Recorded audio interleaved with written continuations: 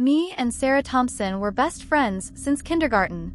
We were practically inseparable, always at each other's houses, sharing secrets, the whole 9 yards. So, naturally, when there was this huge party at Mike's place a few towns over, we went together. It was a Friday night, senior year, and everyone was there. The party was wild, the usual stuff. Loud music, bad dancing, people making questionable choices. Sarah and I stuck together for most of it, just laughing at the absurdity. Around midnight, though, things started to die down. People were leaving, and we were both exhausted. We called an Uber, and within 10 minutes, a beat-up Prius pulled up to the curb. The driver was a skinny dude with kind eyes and a scraggly beard. He seemed friendly enough, said his name was Tom. We got in the back, Sarah on the window side, me in the middle. The drive started off normal. Tom was chatting about the weekend traffic, nothing creepy or out of the ordinary. But then, maybe 10 minutes into the ride, something weird happened. We were on this deserted stretch of road, no houses in sight, just fields and trees. It was dark as pitch out there, the only light coming from Tom's headlights. All of a sudden, the car lurched to a stop. "Oh," Tom muttered, fiddling with something on the dashboard. "Looks like the engine died. Phone's dead too, no signal out here." Panic started to rise in my chest. It was the middle of nowhere, and we were stuck in a car with a stranger. Sarah, bless her soul, tried to lighten the mood. "Great," she joked, "stuck on this creepy road with a dead phone and our designated driver who can't drive." Tom chuckled nervously. "Don't worry, it's probably nothing major. I should be able to fix it in a jiffy." He hopped out of the car, grabbing a toolbox from the back. Sarah and I exchanged worried glances. The silence outside the car was suffocating. Every rustle of leaves, every creak of the car, sounded amplified in the darkness. Minutes ticked by and Tom wasn't back. "Maybe we should get out and see if he needs help?" Sarah whispered. Just as I was about to agree, we saw a flicker of light approaching from the distance. Headlights! Relief washed over me. Maybe it was another car, someone who could help. But as the car got closer, my relief turned to dread. It wasn't another car. It was a beat-up white van, the kind you see in sketchy horror movies. It pulled up right behind Tom's Prius, blinding us with its high beams. 2 figures emerged from the van. They were both tall and broad-shouldered, their faces obscured by the darkness. A wave of terror washed over me. I grabbed Sarah's arm, my voice trembling. "Sarah, we need to get out of here." But before I could even unbuckle my seatbelt, the driver's side door of the Prius swung open. Sarah gasped. It wasn't Tom. It was one of the men from the van. He was tall and menacing, his eyes glinting with a coldness that sent shivers down my spine. "Hey," he rasped, his voice rough and gravelly. "Everything all right here?" I stammered out something incoherent, my heart hammering against my ribs. "Car trouble?" He continued, ignoring me and leaning into the car. He looked directly at Sarah, a predatory glint in his eyes. "Looks like you ladies could use some help." Fear choked me. I fumbled with the lock on my door, desperately trying to unlock it. The other man was now at the passenger side door, peering in at us with the same chilling look. Suddenly, the first man reached out and grabbed Sarah's arm. She screamed, a high-pitched shriek that tore through the quiet night. I finally managed to unlock my door and threw it open. But before I could even think of getting out, the second man grabbed me from behind, his grip like a vice. I fought like a cornered animal, kicking and screaming. But they were too strong.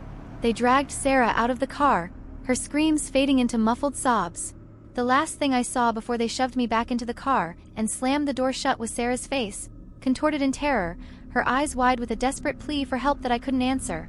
The van roared to life, its headlights briefly illuminating Sarah's terrified face before they sped away into the darkness, taking her with them. I slumped back in my seat, tears streaming down my face. My screams had turned into choked sobs. I was alone, abandoned in the middle of nowhere with a broken-down car and a chilling silence that felt heavier than the night itself. Panic turned into a cold dread. What were they going to do to Sarah? Every horrifying scenario played on repeat in my mind. Finally, after what felt like an eternity, headlights sliced through the darkness again. This time, it was a police car. I stumbled out of the car, a babbling mess, and told the officer everything. The search started immediately. They scoured the deserted road and surrounding fields, but there was no sign of Sarah, the van, or even Tom, the Uber driver. It was like they had all vanished into thin air. Days turned into weeks, then months. The police investigation went cold. Leads dried up, and Sarah became just another missing person statistic. My life became a constant state of fear and paranoia. Every time I stepped outside, I half expected to see the white van, to hear Sarah's muffled cries. The guilt gnawed at me. I should have fought harder, I should have done something. The case of Sarah Thompson's disappearance remains unsolved. The police theorize abduction, but with no evidence, it's all speculation. There are whispers about a human trafficking ring operating in the area, but nothing concrete.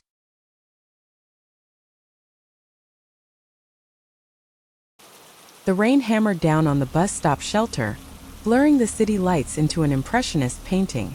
My son, Ethan, huddled next to me, shivering despite the scratchy wool of his favorite dinosaur hoodie. We'd been waiting for the bus for almost an hour. My phone battery was on its last legs, and the guilt gnawed at me. "Mom, can we just call an Uber?" Ethan whined for the 10th time. I sighed. Ubers were a luxury we rarely afforded, but tonight, with the storm raging and Ethan soaked through, it felt tempting. Pulling up the app, I saw the surge pricing notification with a groan. Still, it was better than getting pneumonia waiting for a bus that might never come. A black Ford Focus pulled up a minute later, the driver's profile picture showing a friendly-looking woman with short brown hair. Relief washed over me. "Ethan, it's here." I grabbed our soggy backpacks and hurried towards the car, Ethan practically skipping at my side. "Hey there," the driver chirped, her voice surprisingly deep for a woman. "Hop in, you two. Getting soaked out there." "Huh." Ethan scrambled into the back seat, immediately chattering about the cool dinosaur toys on the dashboard. I hesitated for a moment, the driver's smile seeming a little too wide, a little too forced. But then I dismissed it as nerves. It wasn't uncommon for people to be wary of picking up strangers, especially single moms. We settled into the car, the familiar scent of air freshener masking the faint undercurrent of something else, a metallic tang that tickled my nose. I shoved the thought aside. It was probably just old car air. The woman, who introduced herself as Camille, started navigating. Traffic was light due to the storm, and we made good time.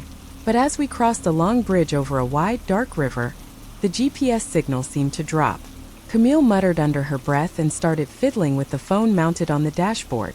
"Don't worry," she said, her smile strained. "Just a glitch. Should be back up in a sec." Except it wasn't. Minutes ticked by, and the GPS remained stubbornly blank. Camille kept glancing at the phone, her smile slowly fading. The silence in the car grew heavy. Ethan, sensing the tension, stopped talking about dinosaurs and started drawing circles on the steamed-up window. "Maybe you should pull over and ask for directions?" I finally suggested, a knot of unease forming in my stomach. Camille's grip on the steering wheel tightened. "Can't. Phone's dead. Battery must have died." Her voice was strained, a forced calmness failing to mask the rising panic in her eyes. I swallowed hard. This wasn't right. The phone dying at the same time as the GPS? The metallic tang in the air grew stronger, making my throat feel scratchy. "Hey, are you okay?" I asked, my voice barely a whisper. Camille didn't answer. Her eyes darted around the deserted highway, her breathing becoming shallow and rapid. She slammed on the brakes, the car skidding to a halt on the slick road. "What are you doing?" I shrieked, grabbing Ethan, who whimpered and buried his face in my shoulder. Camille ignored me, her eyes fixed on the rearview mirror. Her face, pale under the dim dashboard light, was now contorted in sheer terror. "Get out!" she screamed, her voice breaking. "Get out of the car!" Before I could react, the car door on the driver's side swung open. A tall, broad-shouldered man in a dark jacket stood there, his face hidden in the shadows. He reached into the car, his hand a blur. There was a sharp metallic glint in the dim light, and then a sickening thud. Camille slumped over the wheel, a single dark stain blooming on her white blouse. My scream died in my throat, replaced by a cold, paralyzing terror. The man turned towards me, his shadowed face emotionless. He raised his hand again, the glint of metal catching the light for a horrifying split second. The world went white. The next thing I remember is the sterile smell of disinfectant and the steady beep of a machine. A nurse with kind eyes hovered over me, explaining I'd been found unconscious on the side of the highway, My son strapped safely in his car seat beside me. Ethan, shaken but unharmed, had been placed in the care of social services until a family member could be located. The police investigation was a blur. The Uber driver, Camille, had no criminal record, no connection. They couldn't find the attacker. No fingerprints on the car. No witnesses on the deserted highway. It was like a ghost had materialized, taken Camille, and vanished without a trace. Weeks turned into months. I recovered physically, but the trauma clung to me like a shroud. Nightmares of the dark figure haunted my sleep. Ethan, thankfully, seemed to bounce back faster, the terrifying experience fading into a blurry memory. One afternoon, while sorting through salvaged belongings from the car, a crumpled piece of paper fluttered out of my purse. It was the Uber receipt, the address barely legible due to water damage. An unsettling feeling washed over me. It wasn't the address I'd entered. Curiosity gnawed at me. Ignoring the doctor's warnings about pushing myself too hard, I Googled the address, my heart pounding in my chest. A single result popped up. A small, abandoned mental asylum on the outskirts of the city, condemned years ago. A cold dread seeped through me. Why would Camille have been taking us there? Was she somehow connected? Was the attacker someone who escaped from the asylum? The unanswered questions gnawed at me for months. Then one evening, while flipping through a local news website, a headline stopped my heart. Missing persons cold case reopened. Authorities revisit abandoned asylum. The article detailed the disappearance of several young women from the city years ago, all last seen entering the abandoned asylum. The police suspected a serial killer, but the case went cold after the asylum was shut down. A grainy black and white photo accompanied the article. My breath hitched. The woman in the photo, young and smiling, bore an uncanny resemblance to Camille, the Uber driver. The terror that had subsided surged back, raw and primal. It wasn't a random attack. It was something far more sinister, a darkness lurking within the walls of the abandoned asylum, and somehow Camille and I had been caught in its path. I was back in my hometown for the first time in years. Small town, barely a dot on the map. Flew in late at night, and with no cabs in sight, I figured I'd try this new Uber thing everyone was talking about. Downloaded the app, ordered a ride, and waited outside the airport terminal under a sky full of dead stars. The wait wasn't long. A beat-up Toyota Camry pulled up, the driver a young woman with a shock of blue hair peeking out from under a baseball cap. She gave me a tired smile through the rearview mirror. "Hey, you Mark."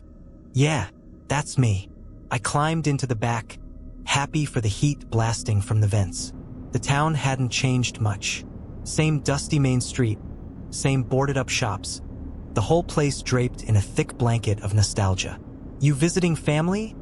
the driver asked, her voice kinda raspy. "Yeah," I mumbled, looking out the window. "Haven't been back since." My voice trailed off. "Since high school, since everything went down." She didn't pry, just kept the radio on low, some classic rock station playing. We talked a little, mostly small stuff. How the weather had been weird lately, the upcoming harvest festival, things like that. Then, just as we were passing the old abandoned silo on the outskirts of town, the car sputtered and lurched. The radio died, the headlights flickered, and then we were plunged into darkness. "Damn it," the driver muttered, fiddling with the dashboard. Panic started to prickle at my skin. We were stuck in the middle of nowhere, phone signal weak at best. She popped the hood, and I could hear her cursing under her breath. I offered to help, but she waved me off. "Probably just a loose wire," she said, her voice strained. "Shouldn't take long." Minutes stretched into what felt like hours. The only light came from the faint glow of the moon peeking through the clouds. I could see her silhouette hunched over the engine, hear the rhythmic clinking of tools. Every rustle in the nearby bushes sent a jolt of fear through me. This wasn't exactly the safest part of town, even in the daytime. Finally, she slammed the hood shut. "All right," she announced, wiping grease off her forehead. "Should hold for the rest of the ride." Not the best way to start the night. Relief washed over me. I scrambled back into the car, thankful for the dim glow of the interior lights. But something felt different. The air had grown heavy, thick with an odd silence. "You okay?" I asked, noticing how pale she looked. "Yeah, just a little shaken," she replied, forcing a smile. She started the engine, and this time it purred to life without any trouble. We continued along the familiar route, the silence stretching between us. I tried making conversation, but she seemed distant, focused on the road ahead. Every now and then, she'd let out a small cough, a rasping sound that made me uneasy. As we got closer to my childhood house, a wave of bittersweet emotions washed over me. It looked smaller now, the peeling paint and overgrown yard more noticeable. "This is it," I said, pointing to the driveway. The car came to a stop at the curb. I fumbled for my phone to pay for the ride, but before I could, the driver spoke. "Hold on a sec," she croaked, her voice barely a whisper. She turned in her seat, her face contorted in pain. A dark stain was spreading across the front of her white shirt. My breath caught in my throat. "What's wrong?" I stammered. She tried to speak, but only a choked gurgle escaped her lips. Her eyes widened in terror, and then, with a shuddering gasp, she slumped forward in her seat. Panic seized me. I fumbled with the door handle, throwing it open. "Hey, wake up!" I yelled, reaching out to shake her shoulder. There was no response. Her head lolled to the side, revealing a single, deep puncture wound on her neck, a crimson bloom spreading around it. My stomach lurched. This wasn't a car problem. This was something far worse. My phone buzzed in my hand, the Uber app open. It showed the driver's picture, a young woman with a bright smile, but the name underneath it wasn't hers. It read, Eva Jones, deceased, offline. Frozen with terror, I stared at the screen. My mind raced, trying to piece things together. Who was this woman? Where was the real driver? And what had just happened? A sudden movement outside the car snapped me out of my daze. In the faint moonlight, I saw a figure approaching from the shadows of the overgrown yard. It was tall and gaunt, moving with an unnatural stillness. A glint of metal caught my eye, a long, thin blade reflecting the moonlight. My scream died in my throat. This wasn't a random attack, it was deliberate. The driver, whoever she was, wasn't the target, I was. The fear that had been simmering turned into a white-hot tide of terror. I slammed the car door shut and fumbled with the lock. Thank God, it clicked. But the figure was closer now, its outline sharpening in the moonlight. I could see the glint of madness in its eyes. My childhood home, once a source of comfort, now loomed over me like a menacing stranger. There was nowhere to go inside, not without alerting whoever this was. My only hope was to get out of here, to run and find help. Throwing the car into reverse, I slammed on the gas. The engine roared, and the tires spun, kicking up a cloud of dust. But the Camry lurched, hesitating for a moment before finally lurching back. The car sputtered and died just as I reached the end of the driveway. Panic clawed at me. I scrambled out of the car, adrenaline coursing through my veins. The figure was almost upon me, its ragged breaths echoing in the stillness of the night. I didn't dare look back, just sprinted blindly into the darkness of the familiar fields behind my house. I could hear the pounding of my own heart, my lungs burning with each desperate gasp of air. Thorns ripped at my clothes, branches clawed at my face, but I didn't stop. Every rustle in the bushes sent shivers down my spine. Every snap of a twig sounded like approaching footsteps. Time seemed to distort, minutes stretching into an eternity. Finally, after what felt like an age, I stumbled out of the field and onto the deserted main street of the town. My breath hammered in my chest. My legs ached with exhaustion. But there were lights ahead. The diner across the street, a beacon of hope in the darkness, was still open. I stumbled towards it, praying the doors weren't locked. With a shaking hand, I fumbled with the handle and pushed open the door. Warm air and the familiar smell of greasy food washed over me. The place was deserted except for a lone waitress wiping down the counter. She looked up, startled at my wild appearance. "Can I help you?" she asked, her voice laced with concern. Tears welled up in my eyes. "There's someone after me," I stammered, collapsing onto a stool.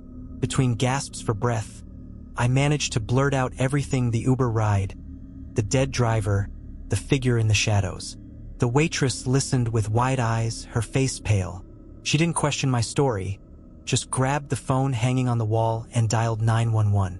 The sirens wailed in the distance, a sweet sound that brought a wave of relief crashing over me.